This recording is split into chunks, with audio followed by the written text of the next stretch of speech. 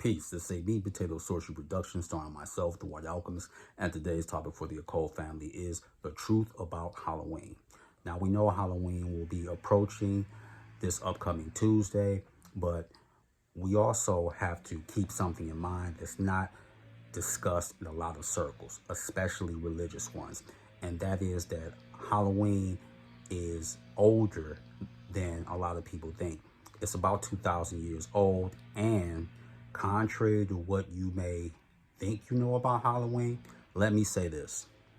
There was an article written about facts about Samhain in October 2016, by Kirsten Fawcett. And she talked about how Halloween actually was celebrated by Christians. This goes all the way back to the 7th century AD, or Anno Domini, in the year of our Lord. So a lot of people have to remember that at one time Christians celebrated and they reveled in it because it was All Hallows Day, and it was celebrated from October 31st until November the 1st. And of course, it is Celtic, but it was also celebrated in Wales and Scotland. So the thing that goes on is that it took on a darker toll, and this was reinforced by religious pundits. Of course, it would have to be religious people. And let me say this. I know my Detroit history.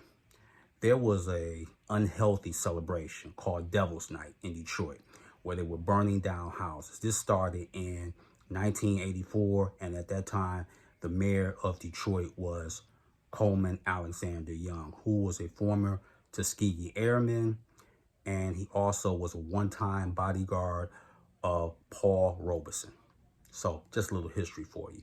So they were burning down a lot of houses and businesses, and then some people wanted to transform it because basically it was just for insurance purposes and all that. And they had curfews and the lot. And then, of course, people got in this whole silly thing about why don't we turn Devil's Night into Angel's Night and stop these people from dressing up as ghouls and goblins and this and that. These portals are open up, but there's one episode of The Real Ghostbusters called Halloween's Door, and it was this so-called zealot. And appreciate this, family. What was he talking about? He basically was, when he approached the Ghostbusters along with his underling or subordinate, he was like, and they asked him, well, what are you against? Everything. I'm against legends. I'm against comic books. I'm against magic. No, that's no good. Even certain movies. In other words, this was the type of individual, he would take the joy out of eating ice cream. 100%. So later on, he created a machine to basically destroy books and get rid of candy and all that because he deemed it unhealthy. And what had happened was his subordinate actually was a lower level demon. And he gave him this caveat, and he told him, don't you know the first rule of fanatics? Whatever you become obsessed with, you become the very thing you're obsessed with. You become the very thing that you're fighting against.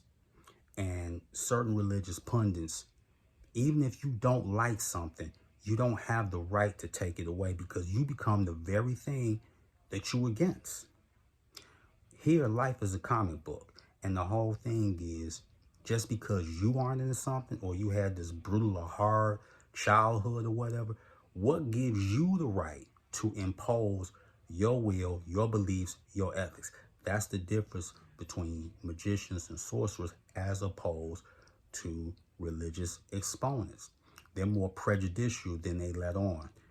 And the thing is about Halloween, yes, it does have an occult aspect, but you can talk to your spirit guides, your ancestors. There's so many good things that you can do with Halloween, but the veneer that many people focus on is, oh, it seems bad because I'm looking at a surface level. Do you notice something, family, that most religious people, they play like they're actually happy, but they're afraid, they're pusillanimous, and they're boring. That's it. So keep this in mind when someone wants to tell you about Halloween, that it goes back just as far as the Prophet Muhammad or even Yahuwah, Isa, or Jesus. And the whole thing is, it was dealing with the celebration of harvest and then saving so you wouldn't starve when the winter months came along. So let that sink in. So with that, that is your meat and potato sorcery for the day. I am the Water Alchemist. Be water, my friends. Peace.